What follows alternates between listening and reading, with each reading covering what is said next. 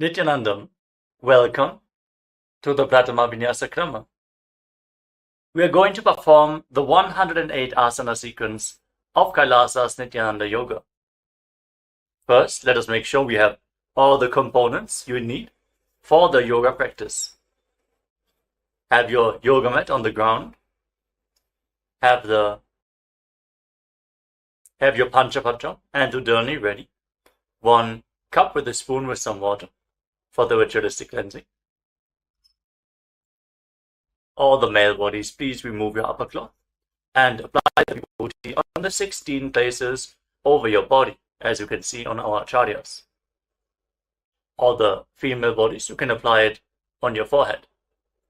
Wear the kumkum on your third eye, the Agnya chakra in between the eyebrows, and wear the Rudraksha mala around your neck. You can keep some weights at the side of the mat if you want to intensify the asana practice. And make sure you have 1 energized Shri Yantra on your yoga mat. Gaze at the yantra whenever possible.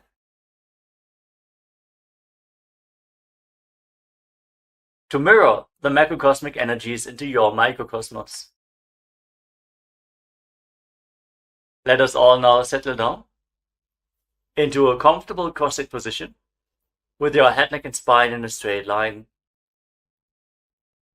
Close your eyes, take a deep breath. Visualize Swamiji in your inner space as you bring your hands into Namaskara Mudra in front of your heart center as we open this session with the Satguru Vandanam.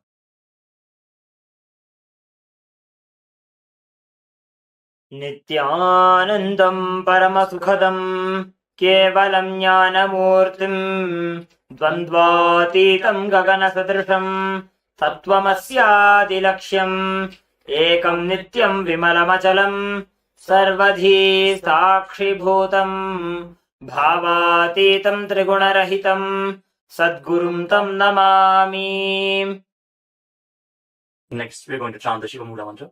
Om Ham Ham Shivaya Namaha 11 times, invoking Paramashiva's presence for this ritual of Nithyananda Yoga. Please follow along internally. Om Ham Ham Shivaya Namaha. Om Ham Ham Shivaya Namaha.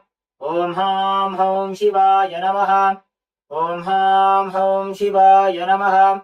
Om Ham Ham Shivaya Namaha. Om Ham Ham Shivaya Namaha. Om Ham Ham Shivaya Namaha. Om Ham Ham Shivaya Namaha. Om Ham Ham Shivaya Namaha. Om Ham Ham Shivaya Namaha. Om Ham Ham Shivaya Namaha. Let us now enter into the Tattvachamanam, the ritualistic cleansing. Take your Panchapatram and Udani. Keep your right hand in the Gokarna Mudra in the shape of a cow's ear. Take 1 Udani, 1 spoon of water, and pour it into your right palm. Each time the word Swadha is chanted, sip the water from the bottom of your palm and take another Udani of water into your hand for a total of 3 times. Om Atmatattvam Shodhayami Swadha. Om Vidyatattvam Shodhayami Swadha. Om Shivatattvam Shodhayami Swadha. Now wash your right hand with the water from the Panchapatram and wipe your lips twice with the bottom of your right thumb as we chant. Om Ham Hridayaya Namaha. Wash your hand again. With your index, middle and ring finger joined together, touch above the upper lip and below the lower lip. Then wash your hand again. With your index finger and thumb joined together, touch your right nostril and your left nostril. With your ring finger and thumb, touch your right eye, your right ear, and your left ear. Then wash your hand again. With your little finger and thumb, touch your navel, your right chest, and your left chest. And with all the tips of the fingers joined together, touch the crown of your head, the right shoulder, the left shoulder, and your heart center. Wash your hand again. Now place your right hand over the left and place both your hands on the right thigh. Sit straight, close your eyes, and make a conscious resolution. What you want to manifest in today's Nithyananda Yoga session. Hold the visualization of what you want to manifest as we chant the Sankalpa mantra. ओम ममोपात्त समस्त दुरितक्षय द्वारा भगवत् श्री नित्यानंद परमशिव प्रीत्यर्थम श्री नित्यानंदेश्वरी परमशिव शक्ति समेत श्री नित्यानंदेश्वर परमशिव प्रीत्यर्थम च शुभे शोभने मुहूर्ते अद्य ब्रह्मणः द्वितीय परार्धे श्री श्वेतवराह कल्पे वैवस्वतमन्वन्तरे अष्टाविंशतितमे नित्ययुगे प्रथमे पादे जम्बूद्वीपे भारतवर्षे भरतखण्डे मेरोः दक्षिणे पार्श्वे शकाब्दे अस्मिन् वर्तमाने व्यवहारिके प्रभवादीनां षष्ट्याः संवत्सराणां मध्ये शुभनाम संवत्सरे शुभायने शुभऋतौ शुभमासे शुभपक्षे शुभतिथौ शुभवासरयुक्तायां शुभनक्षत्र शुभयोग शुभकर्ण एवं गुणविशेषण विशिष्टायाम् अस्यां शुभतिथौ श्री कैलासोन्नत द्वादशांत श्यामला पीठारूढ़ श्री मीनाक्षी सुंदरेश्वरा भिन्न स्वरूप परशिवपुत्र रत्नकुमार गुरुमन्यतुल्यावतार श्री पार्वती स्तन्यपान लब्ध दिव्य ज्ञान विश्रुत सकल निगमागमसार भूत द्राविड वेद प्रवक्त्रे श्रीमत् परमशिव करुणा समधिगत मुक्तामय चतुरश्रयान गीयमान छत्र चामर श्री जिन्नकाहलादि समस्त बिरदावल्यलंकृत ज्ञान विज्ञान चक्रवर्ती सर्वजन संघ सद्यो निर्वाण दीक्षा व्यजाप वर्ग वर्ष विश्राणजीमूत परमत कलभ केसरी शैव सिद्धांत स्थापनाचार्य श्री राजाधिराज पांड्य महाराज गुरु क्षपन शाख्यादि महांधकार निवारण ज्ञान भानु वीक्षणा नरहार तजोच्छेदन पूर्वक श्रीमद ऋषभध्वज स्थापक शैव समय कर्त्रे सर्वज्ञ पीठारूढ़ श्री जगद्गुरु श्री ज्ञान संबंध देशिक स्वामी वागीश सुंदर माणिक्य वाचक स्वामिनाम अवतार भूत श्री ज्ञान संबंध स्वामी पुनरुद्धृत श्यामला पीठ सर्वज्ञ पीठ तृणवद्युत्तर द्विशततम गुरु महासन्निधान अरुणगिरी योगीश्वर परंपरागत अरुणाचल सर्वज्ञ पीठ गुरु महासन्निधान कैलास परंपरागत कांची कैलास सर्वज्ञ पीठ त्रयस्त्रिंशदुत्तर द्विशततम गुरु महासन्निधान नित्योत्सव नित्य मंगल नित्य कल्याण नित्य रचित कैलास परंपरागत आदि कैलास नित्यानंद पीठ महासंस्थान महासिंहासन पीठ कर्त्रे साक्षात् श्री परमशिव समुद्भूत कैलास परंपरागत वैवस्वतमनु इक्ष्वाकु हरिश्चंद्र भगीरथ श्रीरामचंद्र शूरसेन इत्यादि अनवच्छिन्न सार्वभौम चक्रवर्ती परंपरागत चतुष्षष्टि योगिनी मंडित चतुष्षष्टि संप्रदाय प्रवर्तक मनुधर्म शासन सूर्यवंश प्राप्त सर्वज्ञ पीठ सुरांगी साम्राज्य मूर्धाभिषिक्त चूड़ामणि साक्षात् श्री परमशिव समुद्भूत कपिल महागुरु पुनरुद्धृत महानिर्वाणी पीठ अष्टोत्तर सहस्र श्री महामंडलेश्वर साक्षात् श्री परमशिव समुद्भूत श्री महागणपति समारंभ अनवच्छिन्न पीठाधीश्वर गुरु परंपरा प्राप्त अटल पीठ अष्टोत्तर सहस्र श्री अटल पीठाधीश्वर धर्म मुक्ति स्वर्गपुर स्वर्ण पीठ त्रयोविंश गुरु महासन्निधान कैलास परंपरागत आदिपीठ सर्वज्ञ पीठ जगद्गुरु श्री कैलास पुनरुद्धारक श्री कैलास परमाचार्य श्रीमत् परमहंस परिव्राजकाचार्य वर्य सच्चिदानंद प्रणव स्वरूप श्रोत्रिय ब्रह्मनिष्ठ श्री जगद्गुरु श्री श्री भगवत् श्री नित्यानंद परमशिव श्री ज्ञान संबंध देशिक परमाचार्य स्वामिनां प्रीत्यर्थम तेषां पादारविन्दयोः भक्ति सिद्ध्यर्थम गुरु कृपा कटाक्ष सिद्ध्यर्थम क्षेम स्थैर्य वीर्य विजय आयुरारोग्य ऐश्वर्याणाम् अभिवृद्ध्यर्थम धर्मार्थ काम मोक्ष चतुर्विध बल पुरुषार्थ सिद्ध्यर्थम समस्त दुरितोपशान्त्यर्थम समस्त मंगल अवाप्त्यर्थम भगवत् श्री नित्यानंद परमशिव प्रसादेन सकुटुम्बस्य ज्ञान वैराग्य जीवन मुक्ति प्राप्त्यर्थम पूर्ण आरोग्य युक्त दृढ़गात्र योग्य शरीर सिद्ध्यर्थम परमशिव शक्ति आविष्करणार्थम नित्यानंद योगाभ्यासं करिष्ये। Now wash your right hand once more. ओम अप उपस्पृश्य And keep your Panchapajam and Udani aside out of harm's way. Let us now enter into the first asana of the sequence, Sukhasana. In a comfortable crossing position with the head, neck and spine in a straight line. Place your hands on top of the knees in Bindu Mudra with index fingers and thumbs together. Gaze forward. Visualize Lord Shiva in your inner space for the visualization. Breathe in Samana Kumbhaka. Inhale deeply into your navel region. And visualize the fire in your navel being kindled, rising up your spine as you exhale and hold your breath. Engage Mahamudra Bandha, which is a combination of the Mula Bandha, the root lock, contracting the perineal floor and pulling it up, preventing the energy from flowing out at the bottom of your spine. The Uddiyana Bandha, the abdominal lock, contracting your muscles above and below the navel and pulling your stomach in and up towards your spine. And the Jalandhara Bandha, the throat lock, as you tuck your chin to the chest, internally contracting your throat muscles to prevent the prana from falling down again. Form all the three bandhas together and form Mahamudra Bandha. Now, internally, chant the japa Soham again and again. Visualize it rotating around your throat in a circular manner, like a prayer wheel. These are the components of the first asana, Sukhasana. तत्सुखासनमित्युक्तमशक्तस्तत्समाचरेत् आसनं विजितं येन जितं तेन जगत्त्रयम्. Now, place one foot, place your feet on top of opposite thighs, into Padmasana, the lotus posture. Join the palms of your hands in front of your chest and raise them up above your head in Anjali Mudra with the elbows straight. Engage all of your wonders as you visualize yourself as Mount Kailash in Parvatasana. अथ वक्ष्ये महादेव पर्वतासनमङ्गलम् यत्कृत्वा स्थिररूपी स्यात् षट्चक्रादिविलोपनम्. Now extend your feet away from the body.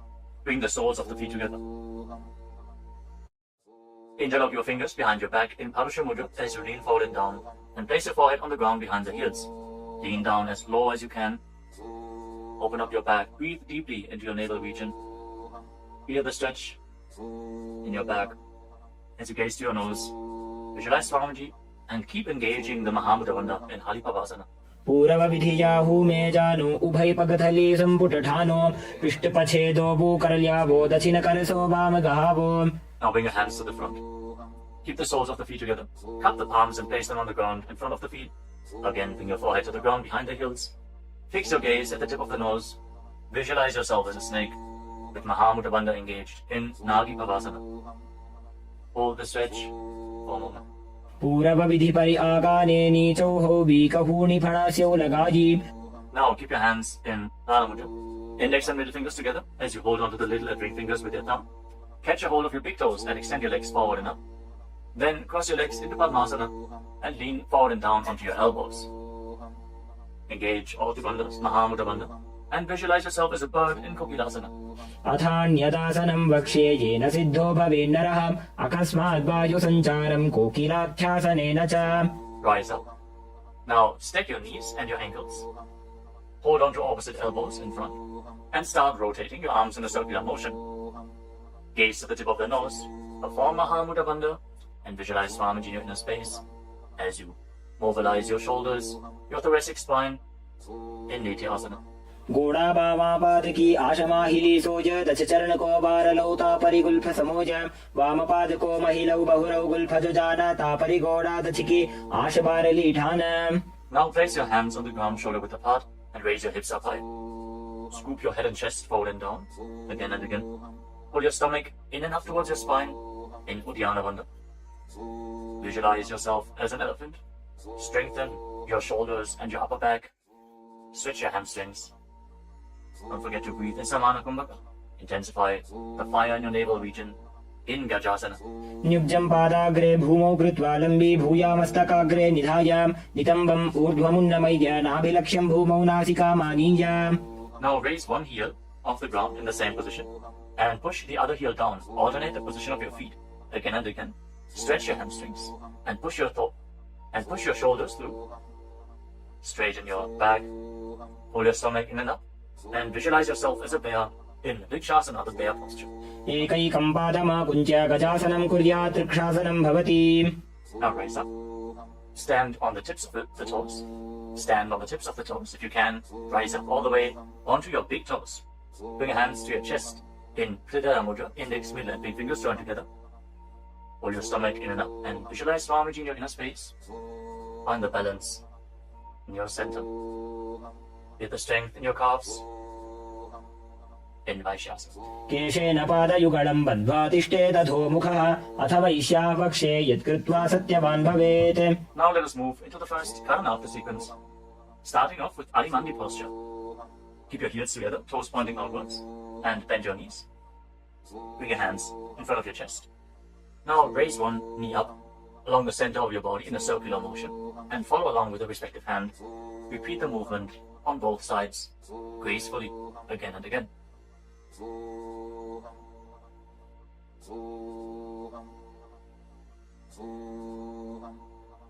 We move on to Balalingasana.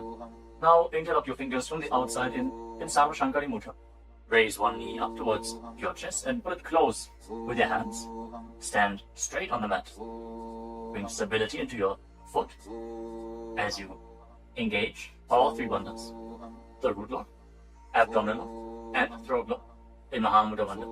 Visualizing yourself caressing a baby in Balalingasana. Ekam janu urasi alingya sthatavyam balalinganam bhavati. Now bring the raised foot behind towards your buttocks. Pull it close with interlocked fingers in Parsha Mudra. Bring the knees close together as you engage Mahamudra Bandha. Visualize Swamiji in your inner space. Bring stability to your inner space. You can focus on the drishti point and external point. Remove any shaking of the inner space and body. Fix your gaze at a point and gain stability of the body and mind.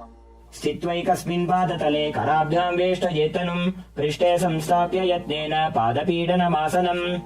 As you now catch the sole of the foot from the inside, kick the leg back up and extend the other hand forward in Bindu Mudra with index finger and thumb together.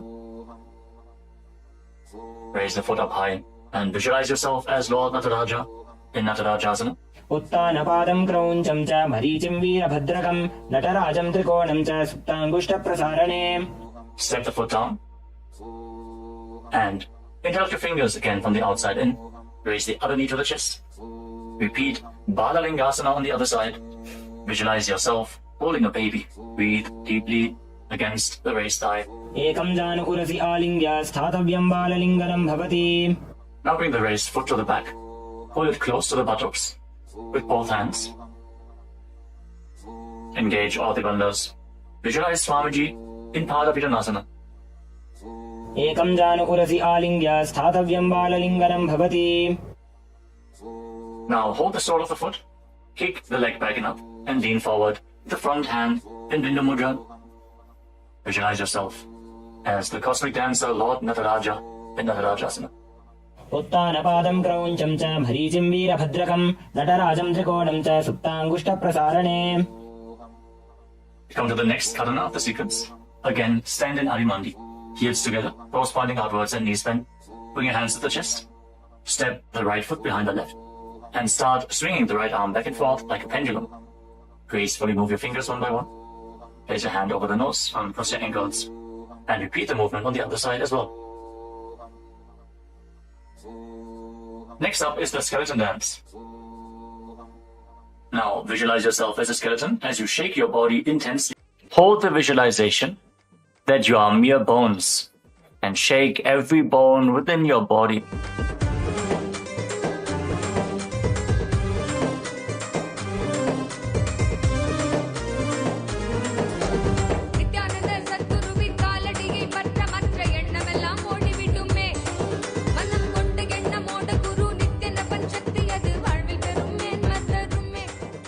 Now return to Adimandi posture and cross your arms over top of your head.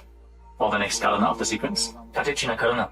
Now turn your body to one side, open up your arms above the head, cross them back to the center, follow along with your breath again and again.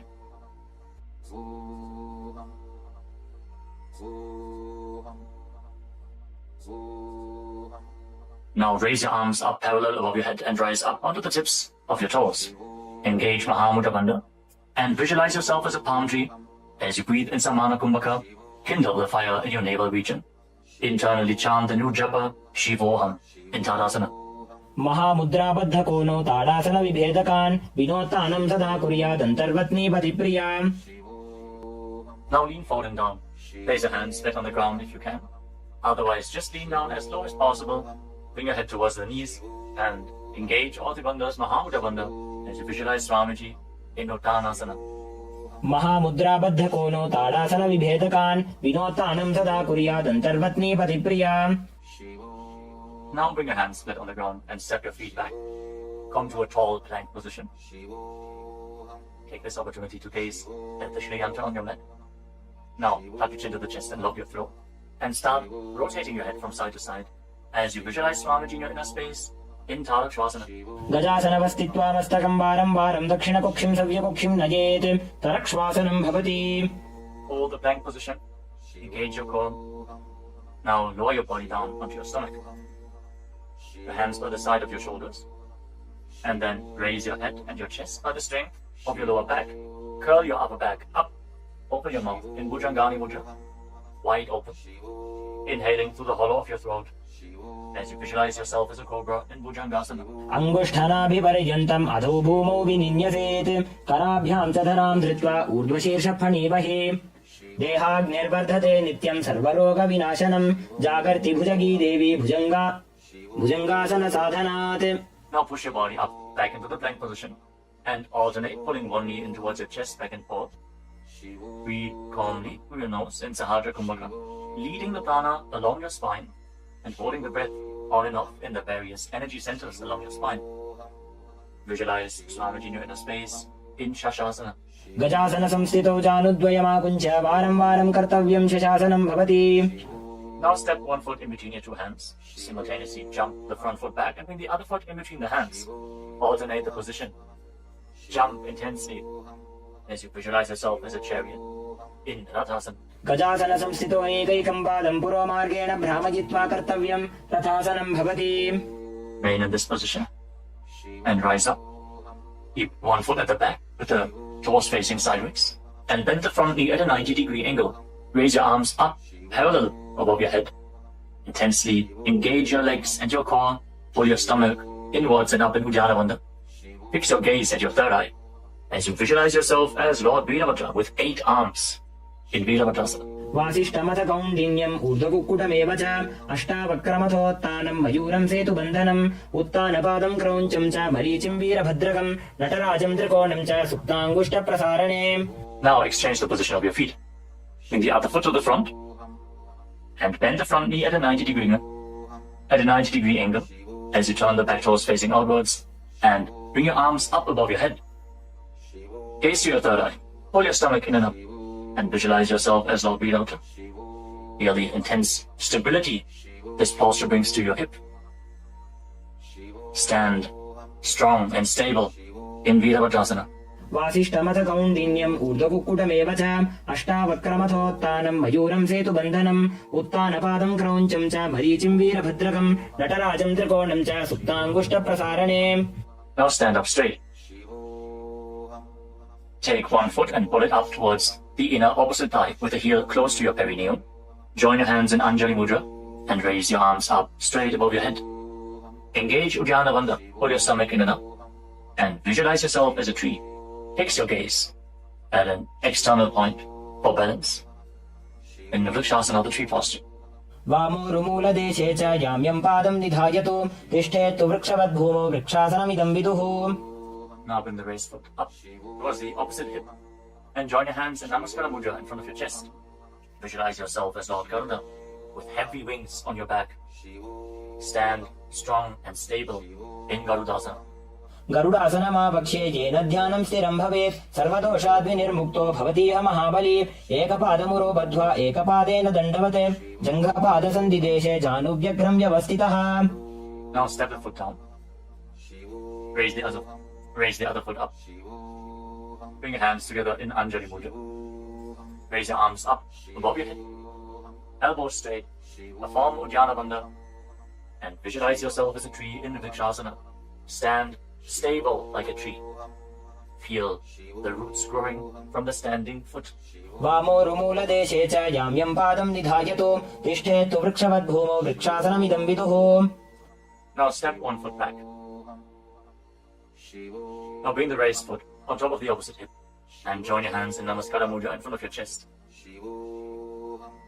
Visualize yourself as Lord Garuda as you repeat Garudasana on the other side.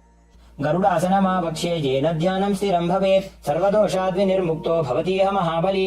एकपादमुरो बद्ध्वा एकपादेन दण्डवत् जङ्घपादसन्धिदेशे जानुव्यग्रं व्यवस्थितः. Now step one foot back and keep the other foot at the front. Keep the back toes facing sideways. Extend your arms out parallel to the ground, lean forward and down. Bring one hand to the foot and the other hand up to the sky. Gaze up along the raised arm and visualize yourself as a triangle in Trikonasana, the triangle posture. उत्तानपादं क्रौञ्चं च मरीचिं वीरभद्रकं नटराजं त्रिकोणं च सुप्ताङ्गुष्ठप्रसारणे. Now rise up. Exchange the position of your feet. With the arms parallel, lean forward and down. Raise the other arm up to the sky. Repeat Trikonasana, the triangle posture on the other side. Feel the deep stretch in your lats and in your hips. Try to rotate your shoulders so they are completely aligned. And pointing up to the sky. उत्तानपादं क्रौञ्चं च मरीचिं वीरभद्रकं नटराजं त्रिकोणं च सुप्ताङ्गुष्ठप्रसारणे. Now rise up. Step your feet together. Keep the heels touching, toes pointing outwards in Arimandi. With your knees bent. Raise one heel off the ground. And bring your hands to the chest, palms facing each other.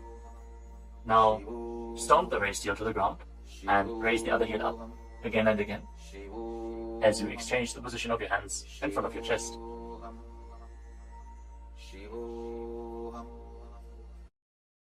Now lower your body down into Angushtasana. Tuck the toes and sit on raised heels. Join your hands in Namaskara Mudra in front of your heart center. Visualize Swamiji in your inner space as you start buzzing like you be on the in and exhalation in Brahmari Kumbhaka. And internally chant the new japa Sadashivoham in Angushtasana. कबन्धासनमित्याहुः गोरक्षासनमेव च अङ्गुष्ठमुष्टिकं न्येयं ब्रह्मप्रासादितं तथा. Now extend one leg forward and bring your hands to the side. Keep the palms facing forward in Bala Mudra with the fingertips barely touching the ground. Be stable in this position as you visualize Swamiji in Saulasana. प्रसार्यैकं पादतलं संस्थाप्य त्वेकपादकम्. Now catch a hold of the big toe of the front foot in Prana Mudra with index and middle finger. Catch the back heel with the other hand and balance in this posture. Visualize Swamiji in your inner space in Vinyasa. गुल्फस्थितो पादमेकं प्रसार्य तत्पादाग्रं संस्पृशेत् तत्करेण गुल्फं चान्यं धारयेत् तत्करेण धूनं पीठं चाभ्यसेत् चोभयत्र. Now rise back up. Step the front foot in. Extend the other foot forward. Keep the hands at the side, palms facing forward. Support your balance with the fingertips as you visualize Swamiji in Saurasana. प्रसार्यैकं पादतलं संस्थाप्य त्वेकपादकम्. Now lean forward down. Hold on to the big toe in Prana Mudra. Again, visualize Swamiji in Vidunanasana. Feel the stretch in your calf. Build the balance to hold the back heel with the other hand. गुल्फस्थितो पादमेकं प्रसार्य तत्पादाग्रं संस्पृशेत् तत्करेण गुल्फं चान्यं धारयेत् तत्करेण धूनं पीठं चाभ्यसेत् चोभयत्र. Now rise up and step both feet in. Separate your knees as you place your hands on top of the knees with the palms facing up. Now lock your chin to the chest in Jalandhara Bandha and gaze through the gap between the palms. Hold the balance. Calm your inner space and visualize Swamiji in Brahma Jyotisasana. दो बूफना पानी होए वैसे एड़ी दो गुदानी वैसे कोरपक दलियां की माहिली आयुष माहेरा शेमिली. Now drop your knees down to the ground. Sit on raised heels and fix your gaze at the tip of the nose. Pull your stomach in and up in Uddiyana Bandha and visualize yourself as Sage Kapila Muni in Kapilasana. दो बूफना पानी होए वैसे एड़ी दो गुदानी वैसे कोरपक दलियां की माहिली आयुष माहेरा शेमिली. Now shift your gaze upwards towards your third eye. Maintain this posture and visualize Swamiji's form in your inner space in Bhadragurakasana. दो बूपकतली संपुट करे कोरवारली भूपरिधरे कोरवारली राखे ऐसे तापरी मूल द्वार डिगी बैसे. As you raise your knees off the mat, keep the soles of the feet together. Join your thumbs and little fingers and open up your palms into Padma Mudra, resembling a lotus flower. Raise your arms up above your head and gaze through the gap between the palms. Fold your stomach in and up in Uddiyana Bandha and visualize Lord Surya in your inner space in Suryasana, the sun posture. एड़ी दो वो गुदा दरियाने फड़ा पानी बैठक को निठाने घोड़ा जंग अधर करे रहे आड़े वाम इसी विधि कहे. Now place your knees on the ground. Bring the top of the feet flat and place your hands on the knees. Gaze upwards towards your third eye. Visualize yourself as a frog and keep your tongue flat against the palate of the mouth in Manduki Mudra. Stop the buzzing sound on the breath. Breathe calmly through your nose in Sahaja Kumbhaka. Don't forget to chant Sadashivoham internally in Mandukasana. पादतलौ पृष्ठदेशे अङ्गुष्ठे द्वे च संस्पृशेत् जानुयुग्मं पुरस्कृत्य सातजेन्मण्डुकासनम्. From this kneeling position, now bring your hands behind your back. Hold on to opposite shoulders and keep your elbows close to your head. Open up your upper back. Feel the strength in your shoulders. Gaze up towards your third eye. As you keep on visualizing yourself as a frog, with your tongue up in Mandukya Mudra. Hold your stomach in and up in Uddiyana Bandha, in Uttana Bandukasana. मंडुकासन मध्यस्थं कूर्पराभ्यां धृतं शिरः एतद्धेकवदुत्तानम् एतदुत्तानमण्डुकम्. Now cross your ankles and sit on your heel. Push the upper heel against your perineum as you keep your hands on the knees. Gaze to the tip of the nose. Stretch your tongue out and exhale forcefully through your mouth again and again. Lock the Mula Bandha intensely as you visualize yourself as a lion in Simhasana. दक्षिणं सव्यकुल्फेन दक्षिणेन तथेतरं हस्तौश्च जान्वो संस्थाप्य स्वाङ्गुलीश्च प्रसार्य च. Now join the soles of your feet together behind your back with the toes pointing backwards and sit on the heels. Separate your knees widely and cross your arms behind your back. Catch the big toes in Prana Mudra. Index and middle fingers together. As you lock your chin to the chest in Jalandhara Bandha, gaze to the tip of your nose and visualize Swamiji in your inner space returning to Brahmani Kumbhaka, buzzing like a bee on the inhalation and exhalation in Bhadrasana. गुल्फौ च वृषणस्याधो व्युत्क्रमेण समाहितः पादाङ्गुष्ठौ कराभ्यां च धृत्वा च पृष्ठदेशतः. Now step your feet flat on the ground. Keep the knees raised and lean forward. Bring your arms in and around the legs. Behind your back, reach for the opposite hands behind your back and interlock your fingers if you can. In Parasha Mudra, gaze to the tip of your nose and visualize yourself as a crow in Karkabhushandi Asana. प्रथमे बेसक उक्कड़ठाने दोवो हाथ पकड़नी च आने तिनको मोड़ी नल्या परिल्यावे पिष्टपछे काकसी करावे. From the squatting posture, place your hands flat on the ground, shoulder width apart. Bring your knees onto your arms, close to your armpits and raise your hips. Lean forward, lift your legs off the mat and balance on your arms, visualizing Swamiji in your inner space in Kali Pavasana. आसन को गुण आशीतशिता हो जी तो आछी होई. Let us now get ready for Kapali Asana, which is the first inverted posture of the sequence. If you're suffering from upper back or neck injuries or high blood pressure, or if you're currently in pregnancy, please consult your doctor before performing any of the inverted postures of today's Nithyananda Yoga sequence. With this out of the way, let us now place the head on the ground, form a triangle between your head and your hands. Keep your knees on your arms, align the hips with the shoulders, and then straighten your legs up into a headstand. Fix the gaze at the nose. Visualize Swamiji. Feel the vibration in the crown of your head as you keep buzzing like a bee in Brahmani Kumbhaka in Kapali Asana. शीश शीशा धरती टेकी पगदो वो मिलिवा ऊंचा कुकरे. Now gently lower your legs down and come to a squatting position. Keep your hands flat on the ground. Rotate your body to one side. Align the knee with your hip. Align the knee and the hip with your elbows and lean forward onto your arms. Extend your legs out to the side and gaze up towards your third eye. Visualize yourself as a peacock and exhale all the way. Hold your breath again and again in Tejaka Kumbhaka as you perform Parsvamayurasana. Balance on your arms with the strength to your wrists and shoulders. मयूरं दण्डवत् कुर्यान् मायूरं दण्डनामकं कुर्यान् मायूरं पार्श्वाभ्यां मायूरपार्श्वनामकम्.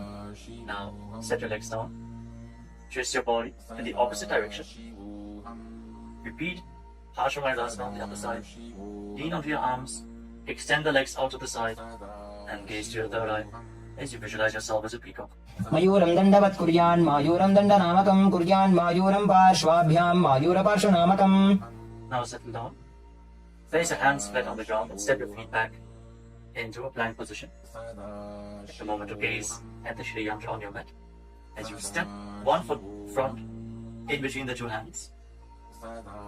As you step one foot outside the respective shoulder in between the two hands, fix your gaze at your third eye and visualize yourself as Lord Kala Bhairava in Bhairaganathasana.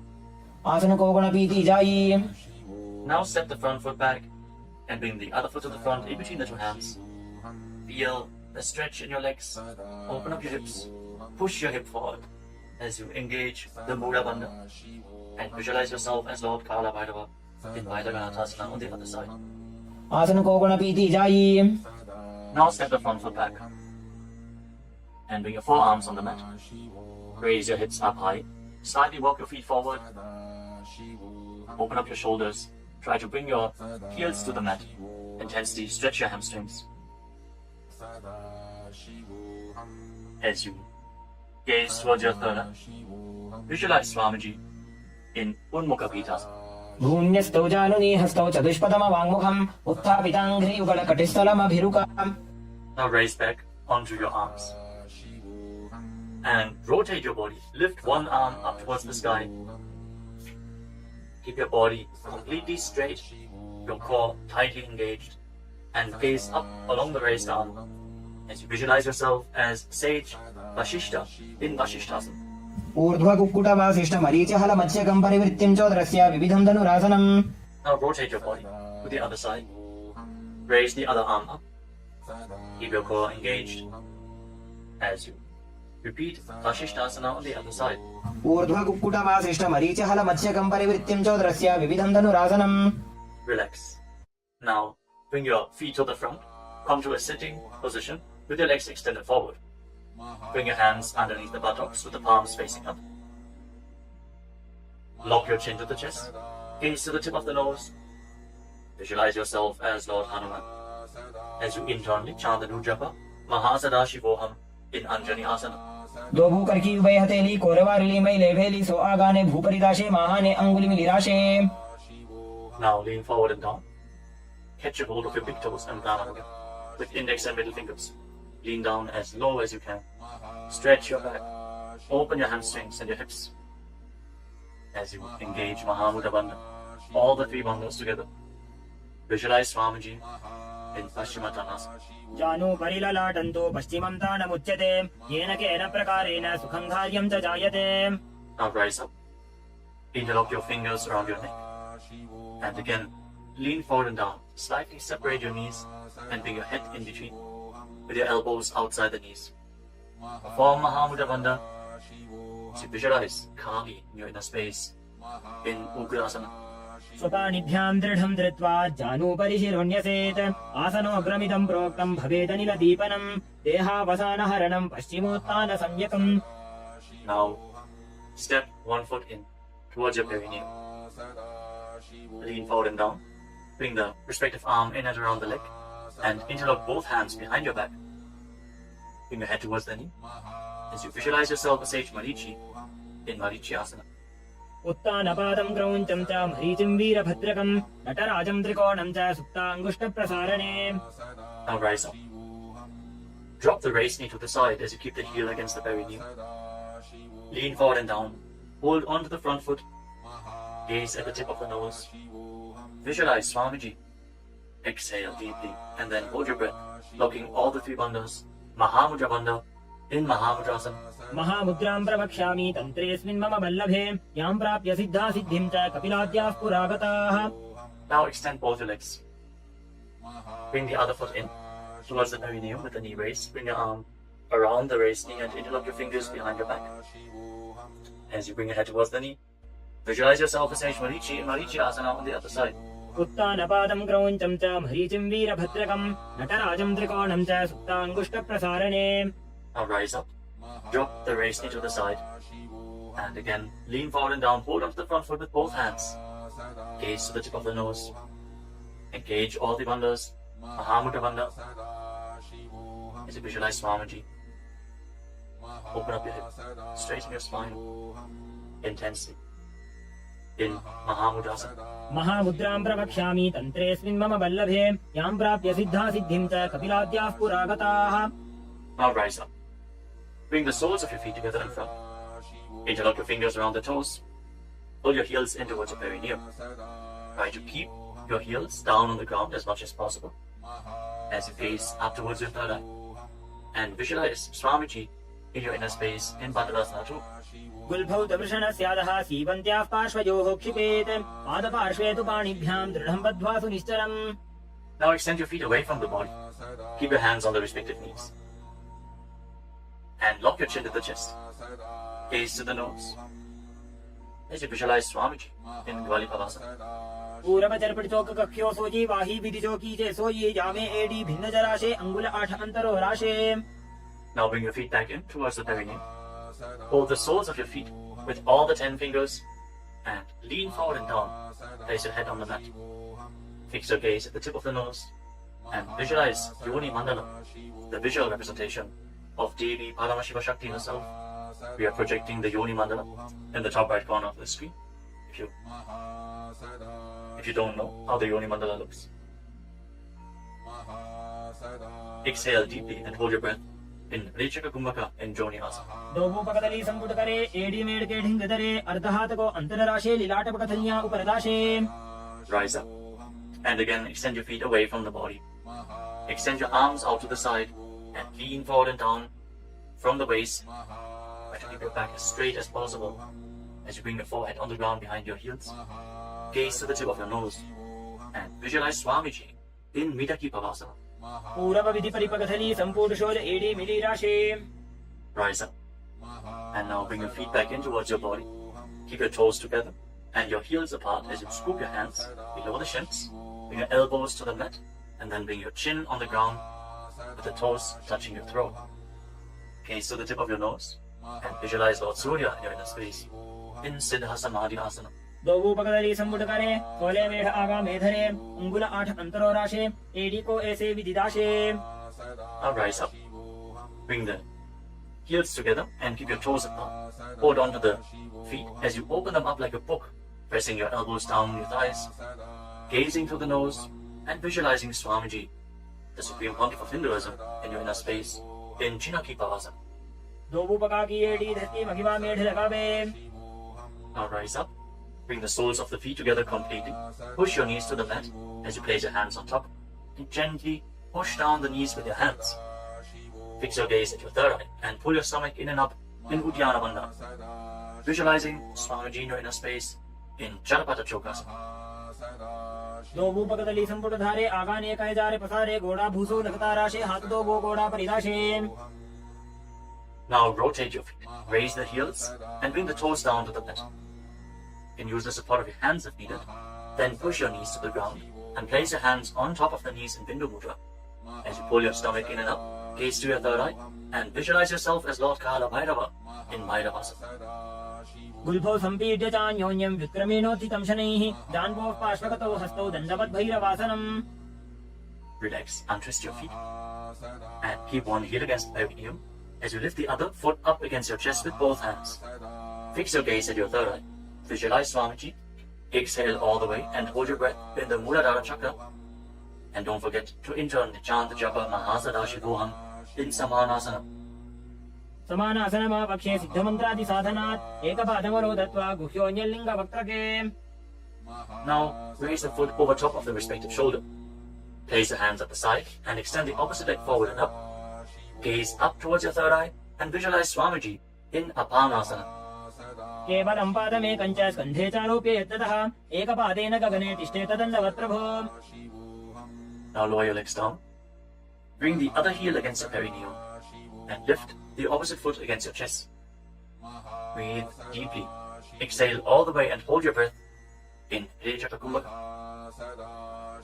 As you gaze to your third eye, visualize Swamiji in Samanasana. समानासनमा पक्षे सिद्धमन्त्रादि साधनात् एकपादमरो दत्वा गुह्योऽन्यलिङ्ग वक्त्रके. Now lift the raised foot over your shoulder. Your hands at the side. Extend the opposite leg forward and up. And gaze to your third eye as you visualize Swamiji in Apanasana on the other side. Hold this posture. Just straighten your legs, point the toes. Be stable in this posture. केवलं पादमेकं च स्कन्धे चारोप्य यत्ततः एकपादेन गगने तिष्ठे तदण्डवत् प्रभो. Now lower your legs and stack the knees in front of your body, keeping the heels at the outside of the opposite hips. Interlock your fingers on the top knee. Gaze to the tip of your nose and visualize the face of a cow in your inner space as you breathe in Siddhkari Kumbhaka. Press your tongue flat against the palate of your mouth, and as you inhale through your mouth, hiss through the teeth.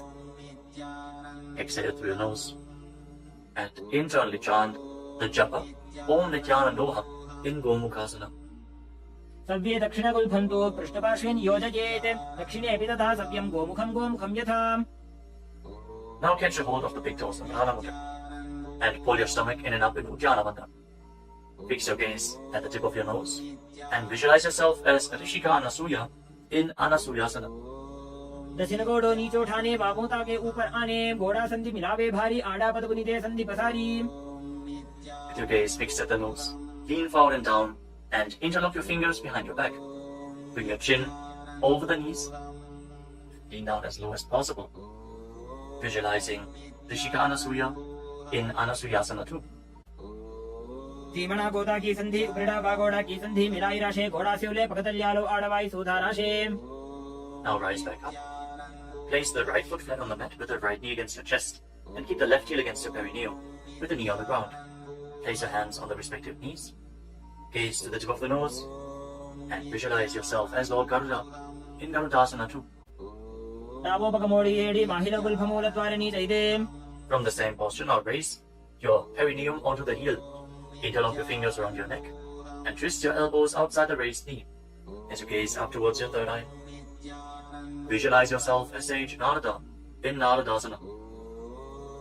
पिष्टि वाम पगदली केरी भूपरिता ही लगा वे फेरी घोड़ा सुधो फणो है जो जी छिपाशती राशे सो जी. Relax, untwist your spine, and now raise the left foot on the right thigh and raise the right knee. Catch the big toe of the right foot with the right hand in Prana Mudra, and hold onto the shin of the right leg with your left hand as you hug your knees. Fix your gaze at the tip of your nose and visualize Matsya, the fish avatar of Lord Vishnu in Matsya Pitakasana. वामेन वामाङ्गुष्टन्तो गृहीतं मत्स्य पीठकं योनि वामेन संबीड्य मेढ्रादुपरि दक्षिणम्. Now again, step your knees and keep your heels outside the hips. Intensely stretch your hip rotators. Keep your hands on your knees in Parashumudra. Gaze to the tip of your nose and visualize the face of a cow in Gomukhasana.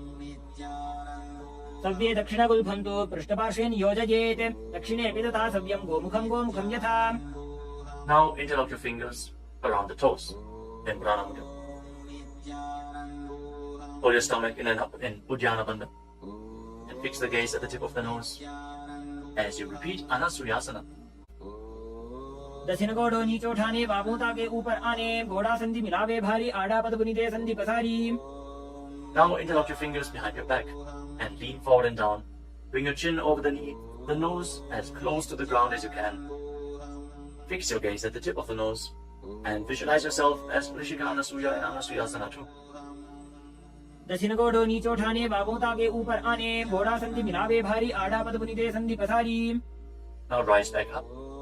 This time place the left foot flat, the left knee against the chest, right heel against the perineum. Keep your hands on your knees. Gaze to your nose and visualize yourself as Lord Garuda in Garudasana 2 on the other side. धीमणा Goda की संधि, उपरिड़ा बागोड़ा की संधि, मिलाई राशे, घोड़ा स्योले, पकतल्यालो आड़वाई सूधा राशे. As you raise your perineum up onto the heel, interlock your fingers around your neck, twist your elbows outside the raised knee, gaze up towards your third eye, and visualize Sage Narada in Naradasana. पिष्टि वाम पगदली केरी भूपरिता ही लगा वे फेरी घोड़ा सुधो फणो है जो जी छिपाशती राशे सो जी. Now raise up. Place the right foot onto the left thigh and hold on to the left shin and the big toe as you gaze to your nose and visualize Matsya, the fish avatar of Lord Vishnu in Matsya Pitakasana. वामेन वामाङ्गुष्टन्तो गृहीतं मत्स्य पीठकं योनि वामेन संबीड्य मेढ्रादुपरि दक्षिणम्. The next asana is Matsyendasana. Now extend your legs forward. Place one foot on top of the opposite thigh. As you place the left foot on the opposite thigh, raise the right knee. Bring the left elbow around the raised knee, hand by the neck, and the other hand on the ground behind you. Twist your spine, gaze up towards your third eye, and visualize Matsyendana, the master and great sage in Matsyendasana. उदरं पश्चिमाभासं कृत्वा तिष्ठति यत्ततः नम्राङ्गं वामपादं हि दक्षजानोपरिन्यसेत्. Now extend your front hand down to the foot and hold on to the big toe in Prana Mudra. Place the other hand on the respective ear as you gaze towards your third eye and visualize yourself as a camel in Kubasana. आसन को गुण झोलो जाए. Now drop the hand from your ear to the ground behind you. Gaze up towards your third eye and visualize the master of Hatha Yoga, the great sage Matsyendranatha in Matsyendasana 2. Matsyendra पीठं जठर प्रदीप्तिं प्रचण्डरुपण्डल खण्डनास्त्रम् अभ्यासतः कुण्डलिनी प्रबोधं दण्डस्थिरत्वं हि ददाति पुंसाम्. Now extend your legs forward. This time, place the right foot onto the left thigh. Raise the left knee Bring the right elbow around the raised knee and the hand by the neck. As you gaze up, visualize Sage Matsyendrananda, the master of Hatha Yoga in Matsyendasana. In Matsyendasana on the other side. उदरं पश्चिमाभासं कृत्वा तिष्ठति यत्ततः नम्राङ्गं वामपादं हि दक्षजानुपरिन्यसेत्. Now extend the front hand down to the foot, catch a hold of the big toe and prana mudra, and place the other hand on the respective ear. As you gaze to your third eye and visualize yourself as a camel in Kubasana on the other side. आसन को गुण झोलो जाए. Now drop the hand from your ear on the ground behind you. Keep twisting your spine intensely as you visualize Sage Matsyendrananda, the master of Hatha Yoga in Matsyendasana 2. मत्स्येन्द्रपीठं जठर प्रदीप्तिं प्रचण्डरुपण्डलखण्डनास्त्रम् अभ्यासतः kundalini प्रबोधं दण्डस्थिरत्वं हि ददाति पुंसाम्. Untwist your spine. And now place your feet on top of opposite thighs into Padmasana, the lotus posture. As you fix your gaze at the tip of the nose, place your hands on top of the knees. Engage all the wonders intensely, sincerely. Visualize yourself as Lord Shiva and perform the Shitali Kumbhaka. Press your tongue against the back of the teeth as you hiss through your teeth or the inhalation. Engage all the wonders and internally chant the new japa Om Nithyananda Mahasadaशिवोऽहम् in Padmasana. आसनं द्विधं प्रोक्तं पद्मं वज्रासनं तथा ऊर्ध्वोरुपै चेत् धत्ते उभे पादतले यथा. Now cross your hands in front of the body and keep your hands in Prana Mudra. Hold on to the big toes, gaze to the tip of your nose, and visualize yourself as Goddess Parvati, the consort of Lord Shiva, in Padmasana 2. उत्तानौ चरणौ कृत्वा ऊरु संस्थौ प्रयत्नतः ऊरु मध्ये तथोत्तानौ पाणी कृत्वा तु तादृशौ.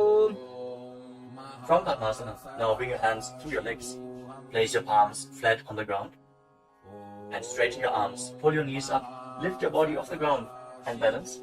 As you visualize yourself as a rooster, breathe calmly through your nose in Sahaja Kumbhaka in Kukutasana. पद्मासनं सुसंस्थाप्य नान्मोरोरन्तरे करौ निवेश्य भूमावासिष्ठे द्योमस्तः कुक्कुटासनः. Now from Padmasana, rise up onto your knees. Place your hands in such a way that the fingers are pointing towards your body. Now bend the elbows and bring them towards your navel. Lean forward, find balance and lift your legs off the ground. With your legs in Padmasana, visualize Swamiji in Bandhakeki Asana.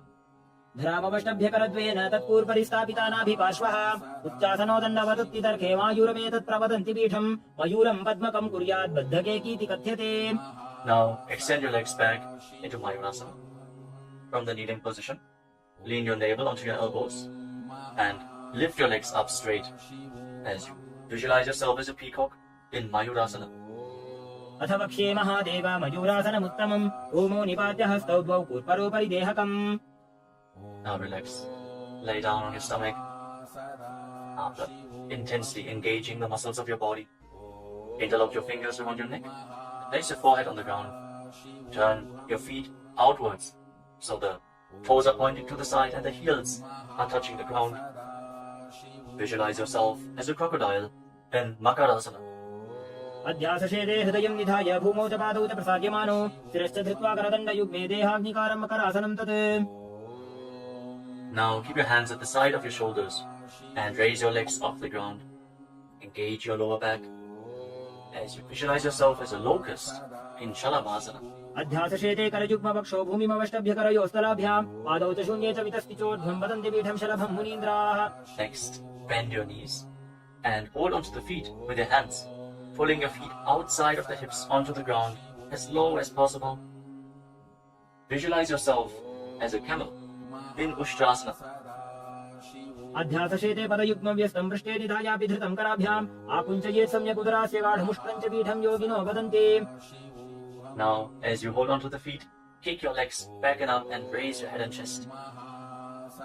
Bend your back and gaze up. Visualize yourself as Lord Shiva's bow in Dhanurasana.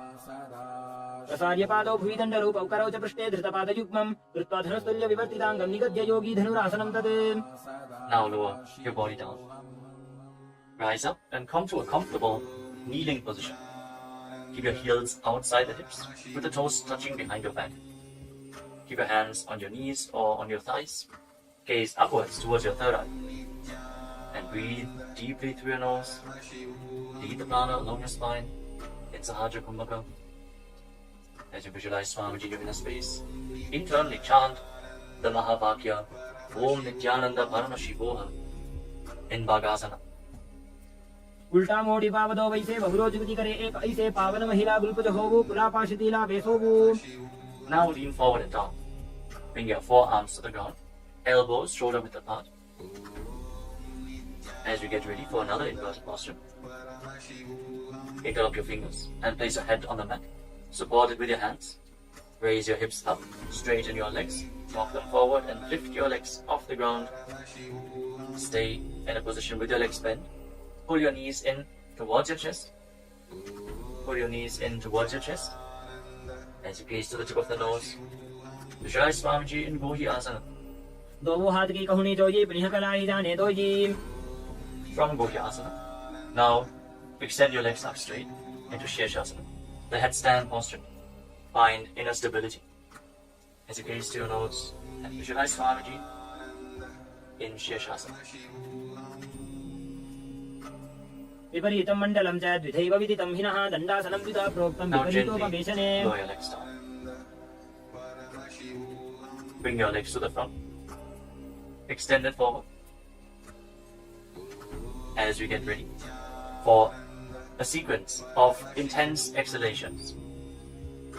In Bhastika Kumbhaka, pull your abdomen inwards and push the air out like the bellows of a blacksmith again and again. In Bhastika Kumbhaka, we are going to perform this Kumbhaka throughout the next few asanas. Starting off with Bodhi Asana. Hold onto your calves and then raise your legs up. Try to bring them as vertical in front of your face as possible. As you visualize Swamiji in your inner space, hold this position. Engage your core. दो हाथ पग बाहर आने गोड़ा तरे का कसी ठाने अंगुष्ठ पिंडली लगता Now धरे bring your hands Chandre behind your Akash back. विसी करे. Hold on to opposite shoulders with your hands as you gaze to your third eye. Exhale rapidly and visualize yourself as a mace in Parikasana. Intensely work your core. उत्तान शयनं कृत्वा पादौ मिलित्वा प्रसाद्यानितम्बं भूमौ Now bring your hands to the हस्ताभ्यां front, parallel to the कन्दं ground, with the legs raised at 45-degree angle. Gaze to your third eye and visualize yourself as a boat in Naukasana. Keep going, we're almost there. Keep your core engaged. उत्तान शयनं कुर्पराभ्यां भूमिं वष्टभ्याः Now separate your हस्तनितम्बं knees निधाय. and bring the soles of the feet together. Pull your feet in towards your chest as you scoop your hands below. Keep breathing rapidly as you visualize yourself as Lord Buddha. Gaze to the tip of the nose in Buddhasana. पगदली संपूर्ण करी हाथस्य उपक उचाजी पकाका अंगूठा दो बूले गु Now Kanika relax. निकालवे. Place your feet flat on the ground as you lay down on your back. Keep your knees raised and place your palms on the ground just behind the heels. Push your hips up high off the ground.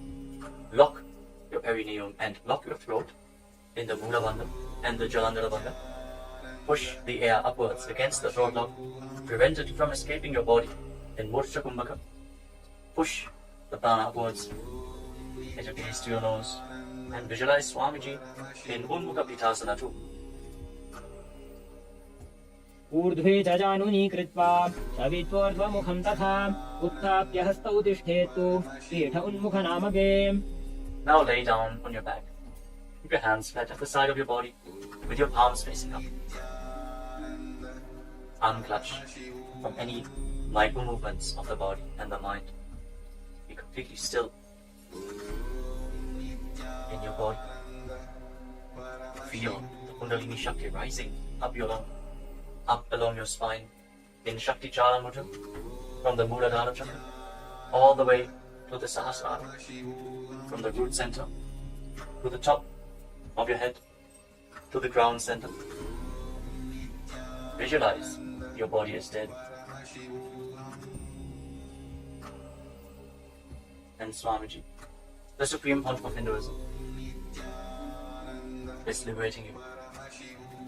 Internally chant the Mahavakya.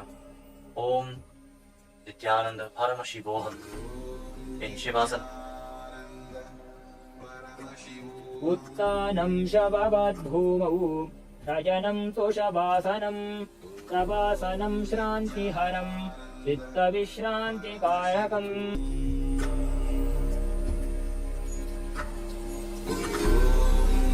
Nithyananda Paramashivam.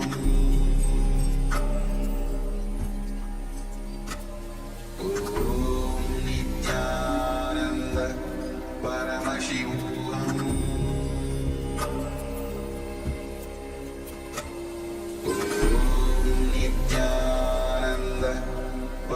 Paramashivam.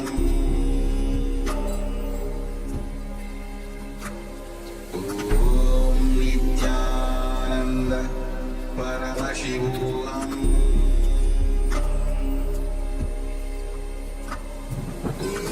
Om Nithyananda Paramashivam.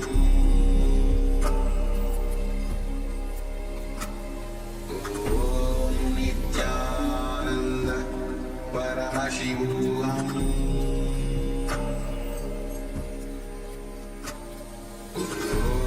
Nithyananda Paramashivam.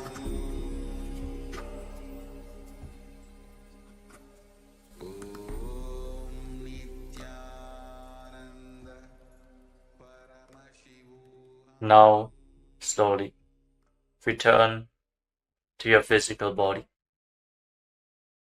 Wiggle your fingers and toes and rotate your wrists and your ankles. Bend and stretch your elbows and knees. Pull the legs up against your chest. Squeeze your body into a ball. And slowly return to a comfortable seated position.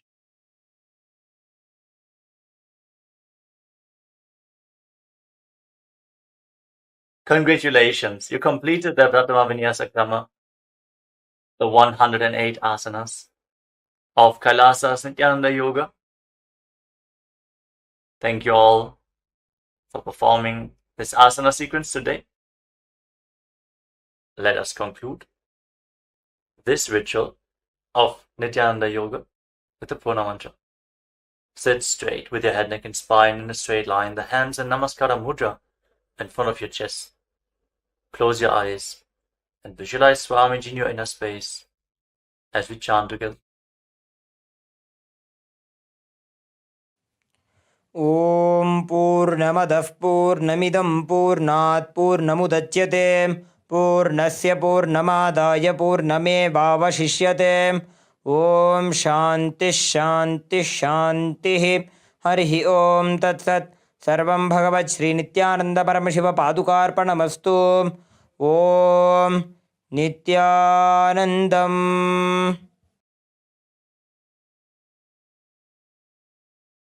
Now, in deep gratitude to Swamiji, perform the Shashtanga Namaskar. Lie down onto your chest and bring your hands forward in the Namaskara Mudra above your head, surrendering yourself to Swamiji's feet. Hope to see you all again tomorrow for another round of the Prathama Vinyasa Krama. Offering the Pratyakshapada Puja at the Divine Lotus Feet of the Supreme Pontiff of Hinduism, Bhagavan Nithyananda Paramashivamam. Before we begin the Pratyakshapada Puja today, we request all the Pada Puja participants to declare the following statements with integrity and authenticity. If you agree, please say yes loudly. I authentically cognize, which is internally process, understand, and declare the truth that cosmic energy exists. Yes. I authentically cognize, which is internally process, understand, and declare the truth that the Supreme Pontiff of Hinduism, Bhagavan Nithyananda Paramashivamam, is the Chinmaya Vigraha, the embodiment and representation of that very cosmic energy. Yes. I authentically cognize, which is internally process, understand, and declare the truth that whatever I offer in the Pratyakshapada Puja at the Divine Lotus Feet of the Supreme Pontiff of Hinduism, Bhagavan Nithyananda Paramashivamam, will reach the cosmic source of energy directly. Yes. I authentically cognize, which is internally process, understand, and declare the truth of Sohamasmi, that even when I worship, I am Him. Yes. Let us now enter the Pratyakshapada Puja. Now, please be seated in a space of deep restful awareness and gratitude in your Ananda Gandha. Nithyanandam Paramasukhadam Kevalam Jnanamurtim Dvandvaditam Gagana Sadrusham Tattvamasyadilaksham Ekam Nityam Vimalamachalam Sarvadhi Sakshibhutam भावातीतं त्रिगुणरहितं सद्गुरुं तं नमामि। नित्यानन्देश्वर परमशिव समारम्भाम् नित्यानन्देश्वरी परमशिव शक्ति मध्यमाम् नित्यानन्द पर्यन्ताम् वन्दे गुरु परम्पराम्। ललाटे त्रिपुण्ड्रे निटिलधृतकस्तूरी तिलकः स्फुरन्मालाधार स्फुरितकटिकौपीनवसनः दधानो दुष्टारं शिरसि फणिराजं शशिकलाम् प्रदीपः सर्वेषाम् अरुणगिरियोगी विजयते। ॐ आत्मतत्त्वं शोधयामि स्वधा। ॐ विद्यातत्त्वं शोधयामि स्वधा। ॐ शिवतत्त्वं शोधयामि स्वधा। ॐ शुक्लाम्बरधरं विष्णुं शशिवर्णं चतुर्भुजं प्रसन्नवदनं ध्यायेत् सर्वविघ्नोपशान्तये. We'll now do the pranayama. Om Hom Ishanamurtaya Namah. Om Hem Tatpurushavaktaraaya Namah. Om Hum Mogordaya Namah. Om Him Vamadevokhyaya Namah. Om Ham Sajjadamurtaya Namah. Om Ham Hridaya Namah. Om Him Shirsaya Namah. Om Hum Shikaya Namah. Om Hem Kavachaya Namah. Om Hom Netrebhyo Namah. Om Hastraya Namah. Om Hom Ishanamurtaya Namah. Om Hem Tatpurushavaktaraaya Namah. Om Hum Mogordaya Namah. Om Him Vamadevokhyaya Namah. Om Ham Sajjadamurtaya Namah. Mam Hridaya Namah. Om Him Shirsaya Namah. Om Hum Shikaya Namah. Om Hem Kavachaya Namah. Om Hom Netrebhyo Namah. Om Hastraya Namah. Om Hom Ishanamurtaya Namah. Om Hem Tatpurushavaktaraaya Namah. Om Hum Mogordaya Namah. Om Him Vamadevokhyaya Namah. Om Ham Sajjadamurtaya Namah. Om Ham Hridaya Namah. Om Him Shirsaya Namah. Om Hum Shikaya Namah. Om Hem Kavachaya Namah. Om Hom Netrebhyo Namah. Om Hastraya Namah. ममोपात समस्त दुरितक्षयद्वारा भगवत् श्री नित्यानंद परमशिव प्रीत्यर्थम श्री नित्यानंदेश्वरी परमशिव शक्ति समेत श्री नित्यानंदेश्वर परमशिव प्रीत्यर्थम च शुभे शोभने मुहूर्ते आद्य ब्रह्मणः द्वितीय परार्धे श्री श्वेतवराह कल्पे वैवस्वतमन्वन्तरे अष्टाविंशतितमे नित्ययुगे प्रथमे पादे जम्बूद्वीपे भारतवर्षे भरतखण्डे मेरोः दक्षिणे पार्श्वे शकाब्दे अस्मिन् वर्तमाने व्यवहारिके प्रभवादीनां षष्ट्याः संवत्सराणां मध्ये शोभकृतनाम संवत्सरे शुभायने शुभऋतौ शुभमासे शुभपक्षे शुभतिथौ शुभवासरयुक्तायां शुभनक्षत्र शुभयोग शुभकरण एवं गुणविशेषणविशिष्टायाम् अस्यां शुभतिथौ श्री कैलासोन्नत द्वादशान्त श्यामला पीठारूढ़ श्री मीनाक्षी सुंदरेश्वराभिन्न स्वरूप परशिवपुत्र रत्नकुमार गुरुमन्यतुल्यावतार श्री पार्वती स्तन्यपान लब्ध दिव्य ज्ञान विश्रुत सकल निगमागम सारभूत द्राविड वेद प्रवक्त्रे श्रीमत् परमशिव करुणा समधिगत मुक्तामय चतुरश्रयाण गीयमान छत्र चामर श्री चिन्नकाहलादि समस्त बिरदावल्यलंकृत ज्ञान विज्ञान चक्रवर्ती सर्वजन संग सद्यो निर्वाण दीक्षा व्ययापवर्ग वर्ष विश्रानजीमूत परमत कलभ केसरी शैव सिद्धांत स्थापनाचार्य श्री राजाधिराज पांड्य महाराज गुरु क्षपन शाक्यादि महांधकार निवारण ज्ञान भानु वीक्षणा नरहार ध्वजोच्छेदन पूर्वक श्रीमद् ऋषभध्वज स्थापक शैव समय कर्त्रे सर्वज्ञ पीठारूढ़ श्री जगद्गुरु श्री ज्ञान संबंध देशिक स्वामी वागीश सुंदर माणिक्य वाचक स्वामिनाम अवतार भूत श्री ज्ञान संबंध स्वामी पुनरुद्धृत श्यामला पीठ सर्वज्ञ पीठ तृणवद्युत्तर द्विशततम गुरु महासन्निधान अरुणगिरि योगीश्वर परंपरागत अरुणाचल सर्वज्ञ पीठ गुरु महासन्निधान कैलास परम्परागत काञ्ची कैलास सर्वज्ञपीठत्रयस्त्रिंशदुत्तरद्विशततम गुरुमहासन्निधान नित्योत्सव नित्यमङ्गल नित्यकल्याण नित्यरजित कैलास परम्परागत आदि कैलास नित्यानंद पीठ महासंस्थान महासिंहासन पीठ कर्त्रे साक्षात् श्री परमशिव समुद्भूत कैलास परम्परागत वैवस्वतमनु इक्ष्वाकु हरिश्चंद्र भगीरथ श्रीरामचंद्र शूरसेन इत्यादि अनवच्छिन्न सार्वभौम चक्रवर्ती परम्परागत चतुष्षष्टि योगिनी मंडित चतुष्षष्टि संप्रदाय प्रवर्तक मनुधर्म शासन सूर्यवंश प्राप्त सर्वज्ञ पीठ सुरांगी साम्राज्य मूर्धाभिषिक्त चूड़ामणि साक्षात् श्री परमशिव समुद्भूत कपिल महागुरु पुनरुद्धृत महानिर्वाणि पीठ अष्टोत्तर सहस्र श्री महामंडलेश्वर साक्षात् श्री परमशिव समुद्भूत श्री महागणपति समारंभ अनवच्छिन्न पीठाधीश्वर गुरु परंपरा प्राप्त अटल पीठ अष्टोत्तर सहस्रतम अष्टोत्तर सहस्र श्री अटल पीठाधीश्वर धर्म मुक्ति स्वर्ग पुरस्वर्ण पीठ त्रयोविंश गुरु महासन्निधान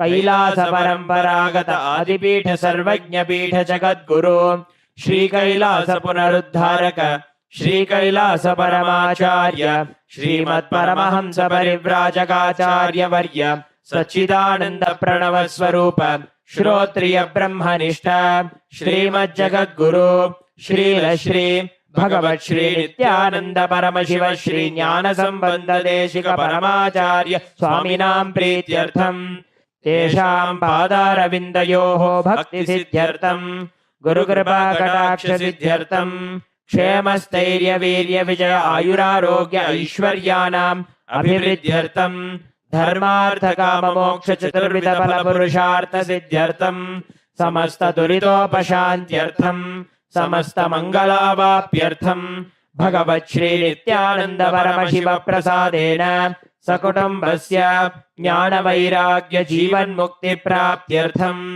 श्री नित्यानंदेश्वरी परमशिव शक्ति समेत श्री नित्यानंदेश्वर परमशिव अवतार भूत श्री सर्वदेव देवी स्वरूप भगवत् श्री नित्यानंद परमशिव प्रत्यक्ष पाद पूजां करिष्ये।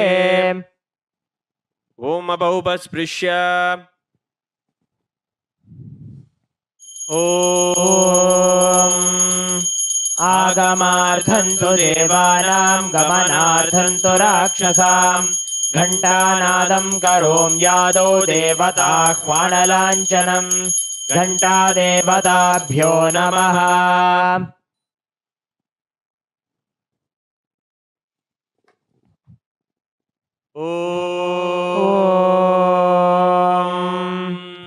हृत्पद्ममासनं दद्यात् सहस्रारच्युतामृतैः पाद्यं चरणयोर्दद्यात् मनस्तु अर्घ्यं निवेदयेत् तेनामृतेन आचमनीयं स्नानीयं तेन च स्मृतम् आकाशतत्त्वं वस्त्रं स्यात् गन्धः स्यात् गन्धतत्त्वकम् चित्तं प्रकल्पयेत् पुष्पं धूपं प्राणान् प्रकल्पयेत् तेजस्तत्त्वं च दीपार्थं नैवेद्यं स्यात् सुधाम्बुधिः अनाहतध्वनिर्घण्टा वायुतत्त्वं च चामरं सहस्रारं भवेत् छत्रं शब्दतत्त्वं च गीतकम् नृत्यमिन्द्रियकर्माणि चाञ्चल्यं मनसस्तथा सुमेखलां पद्ममालां पुष्पं नानाविधं तथा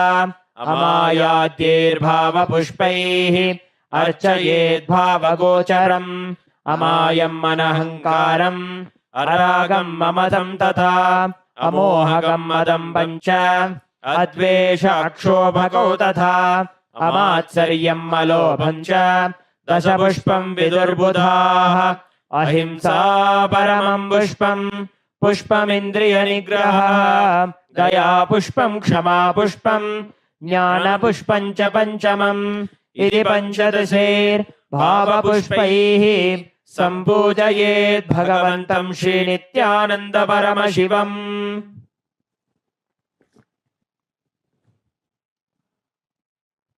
आसनम् ॐ सर्वभूतान्तरस्थाय सर्वभूतान्तरात्मने कल्पयाम्युपवेशार्थम् आसनं ते नमो नमः ॐ ह्रीं इदं सुवर्णासनं सर्वदेवदेवी स्वरूपाय भगवते श्रीनित्यानन्द परमशिवाय नमः स्वागतम् ॐ शान्तत्वात् सर्वकर्तृत्वभावोपरतिकारणात् शिव उक्तौ महातन्त्र मन्त्रविद्भिः सदा शिवः तस्मै शिवाय गुरवे वीतरागकलाय वै अमेयत्वादनन्तोऽयम् अजत्वाच्च प्रकीर्तितः यस्य दर्शनमिच्छन्ति देवाः स्वाभीष्टसिद्धये तस्मै ते परमेशान स्वागतं स्वागतं प्रभो अद्य मे सफलं जन्म जीवनं सफला क्रियाः स्वागतं यत्त्वया तन्मे तपसां फलमागतम् ॐ ह्रीं सर्वदेवदेवी स्वरूप भगवत् श्रीनित्यानन्द परमशिव स्वागतं सुस्वागतं ते पाद्यम् ॐ यद्भक्तिलेशसम्पर्कात् परमानन्दसम्प्लवः तस्मै ते परमेशान पाद्यं शुद्धाय कल्पये ॐ ह्रीं एतत्पाद्यं सर्वदेवदेवी स्वरूपाय भगवते श्रीनित्यानन्द परमशिवाय नमः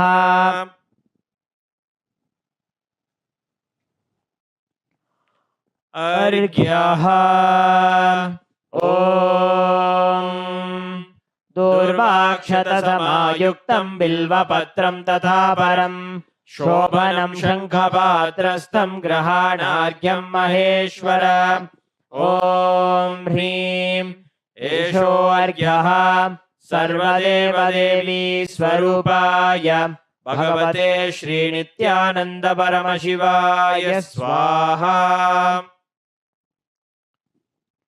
आचमनीयम् ॐ मन्दाकिन्यास्तु यद्वारी सर्वपापहरं शुभम् ग्रहाणाचमनीयं त्वं मया भक्त्या निवेदितम् ॐ ह्रीं इदम् आचमनीयोदकं सर्वदेवदेवी स्वरूपाय भगवते श्रीनित्यानन्द परमशिवाय स्वधा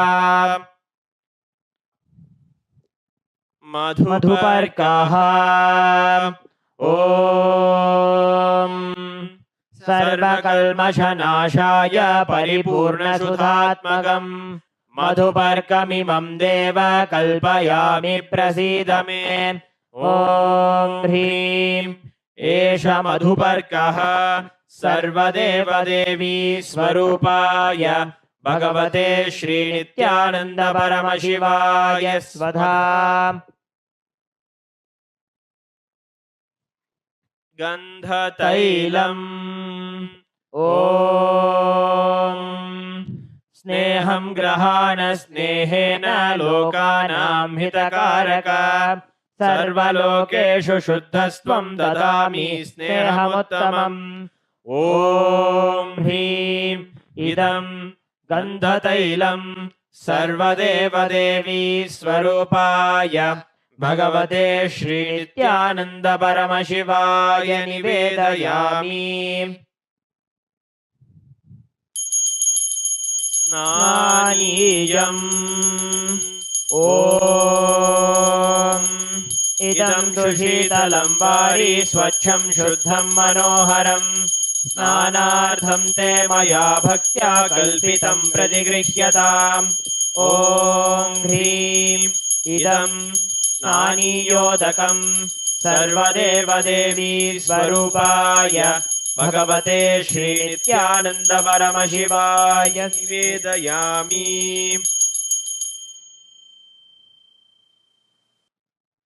वस्त्रम् ॐ मायाचित्रपटाच्छन्न निजगुह्योरुतेजसे निरावरणविज्ञाय वासस्ते कल्पयाम्यहम्। ॐ ह्रीं इदं वस्त्रोत्तरीयं सर्वदेवदेवी स्वरूपाय भगवते श्रीनित्यानन्द परमशिवाय निवेदयामि।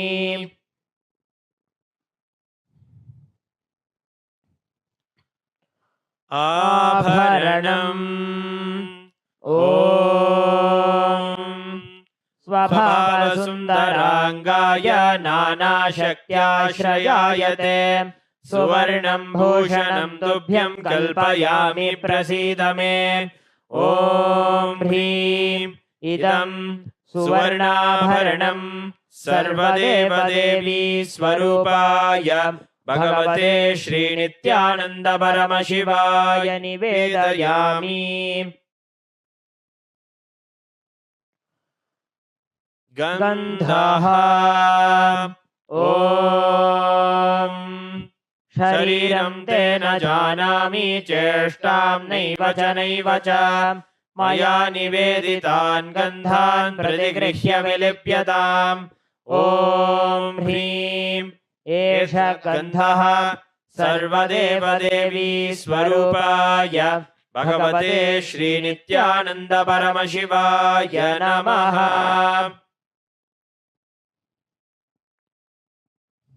पुष्पम् ॐ तुरीयवनसम्पन्नं नानागुणमनोहरम् आनन्दसौरभं पुष्पं गृह्यताम् इदमुत्तमम्। ॐ ह्रीं एतानि सचन्दनपुष्पाणि सर्वदेवदेवी स्वरूपाय भगवते श्रीनित्यानन्द परमशिवाय वौषटे। बिल्वपत्रम् ॐ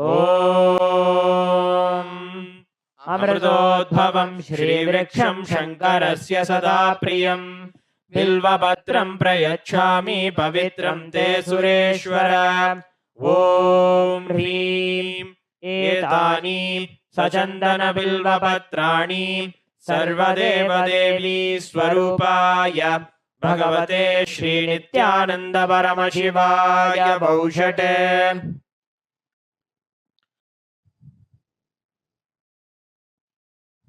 तुलसीपत्रम् ॐ नमस्ते बहुरूपाय वरदमूर्तये परमात्मने स्वाहा।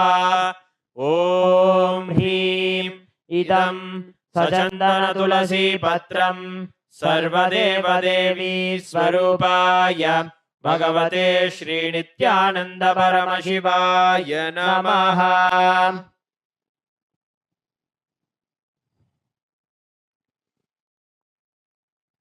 धूपः ॐ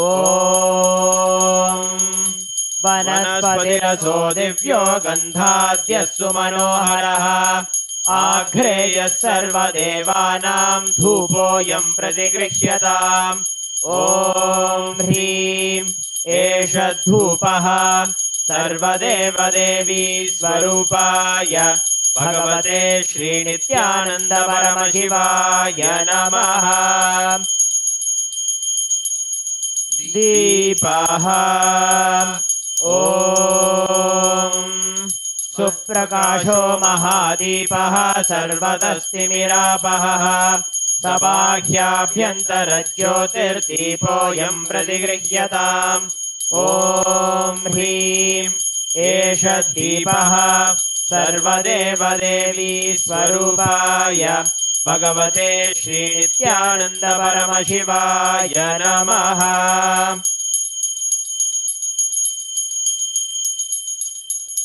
नैवेद्यम् ॐ नैवेद्यं विविधं देव शर्करादिविनिर्मितम् मया निवेदितं भक्त्या गृहाण परमेश्वर। ॐ ह्रीं इदं सोपकरणनैवेद्यं सर्वदेवदेवी स्वरूपाय भगवते श्रीनित्यानन्दपरमशिवाय निवेदयामि। पानीयम् ॐ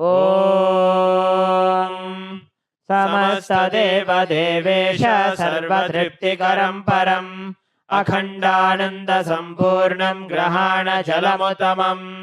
ॐ ह्रीं इदं पानार्थोदकं सर्वदेवदेवी स्वरूपाय भगवते श्रीनित्यानन्दपरमशिवाय नमः। पुनराचमनीयम् ॐ उच्छिष्टमप्यशुचिर्वा यस्य स्मरणमात्रतः शुद्धिमाप्नोति तस्मै ते पुनराचमनीयकम्। ॐ ह्रीं इदं पुनराचमनीयोदकं सर्वदेवदेवी स्वरूपाय भगवते श्रीनित्यानन्दपरमशिवाय स्वाहा।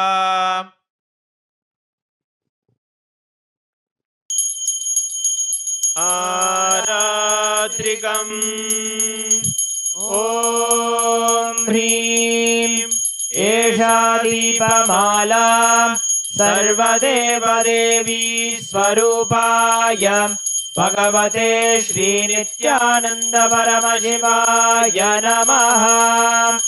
ॐ साङ्ग्रहण्येष्ट्यायजते इमां जनतागुं सङ्गृह्णानीति द्वादशारत्नीरचना भवति।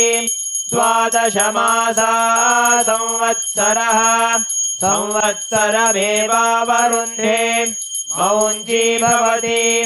ऊर्ध्वै मुञ्जाः ऊर्जमेवावरुन्धे चित्रा नक्षत्रं भवति।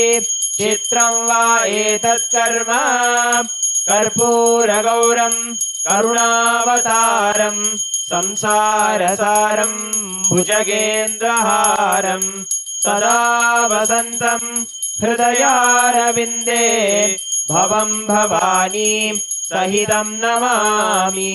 भवं भवानी सहितं नमामि। भवं भवानी सहितं नमामि। आरात्रिकं समर्पयामि भगवच्छ्री नित्यानंद परमशिव चरणकमलेभ्यो नमः।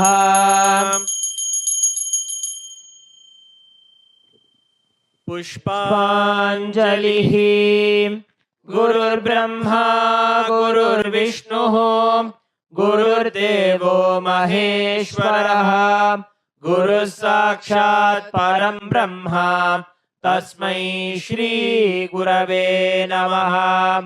अखण्डमण्डलाकारं व्याप्तं येन चराचरं तत्पदं दर्शितं येन तस्मै श्री गुरवे नमः। अज्ञानतिमिरान्धस्य ज्ञानाञ्जनशलाकया चक्षुरुन्मीलितं येन तस्मै श्री गुरवे नमः। अनेकजन्म सम्प्राप्त कर्मबन्धविदाहिने आत्मज्ञानप्रदानेन तस्मै श्री गुरवे नमः। मन्नाथ श्री जगन्नाथो मद्गुरु श्री जगद्गुरुः ममात्मा सर्वभूतात्मा तस्मै श्री गुरवे नमः। ईश्वरो गुरुरात्मेति मूर्तिभेदविभागिने व्योमवद्व्याप्तदेहाय दक्षिणामूर्तये नमः। नित्यानन्दं परमसुखदं केवलं ज्ञानमूर्तिं द्वन्द्वातीतं गगनसदृशं तत्त्वमस्यादिलक्ष्यम् एकं नित्यं विमलमचलम् सर्वधी साक्षिभूतम् भावातीतं त्रिगुणरहितं सद्गुरुं तं नमामि पुष्पाञ्जलिं समर्पयामि भगवत् श्री नित्यानंद परमशिव चरणकमलेभ्यो नमः। ॐ नित्यानन्दम्।